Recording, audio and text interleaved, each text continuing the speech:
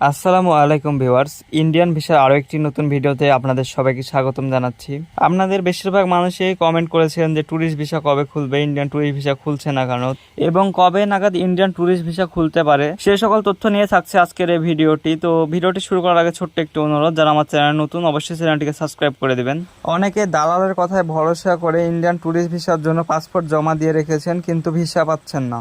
আবার অনেকে টাকা জমা দিয়ে রেখে কোনো রকম কোনো রেসপন্স পাচ্ছেন না। আবার অনেকের মনের ভিতরে প্রশ্ন যে ট্যুরিস্ট ভিসা কবে খুলবে। তো ট্যুরিস্ট ভিসা নিয়ে অফিসিয়াল কিছু আপডেট আছে, তো আপডেটগুলো আমি পেয়েছি, আপনাদের মাঝে শেয়ার করবো এই ভিডিওতে। আপনাদের সকলের মনের মাঝে প্রশ্ন, ইন্ডিয়ান ট্যুরিস্ট ভিসা কবে খুলবে।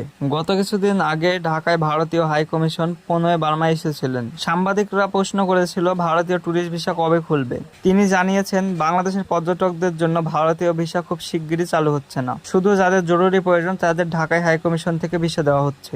সাংবাদিকরা এটির কারণ জানতে চাইলে প্রণয় বার্মা জানান তাদের বর্তমানে লোকবল কম, তাদের কার্যক্রম স্বাভাবিক হলে ট্যুরিস্ট ভিসাটি চালু করা সম্ভব হবে। বিশেষ কিছু তথ্যের মাধ্যমে জানা গেছে যে দেশে কোনো নির্দিষ্ট সরকারের শাসন না আসা পর্যন্ত ভারতীয় ট্যুরিস্ট ভিসা খোলা হবে না। তো আশা করা যাচ্ছে নির্বাচনের পরেই খুলে যেতে পারে ট্যুরিস্ট ভিসাটি। তো এই ছিল ভারতীয় ট্যুরিস্ট ভিসার সর্বশেষ আপডেট।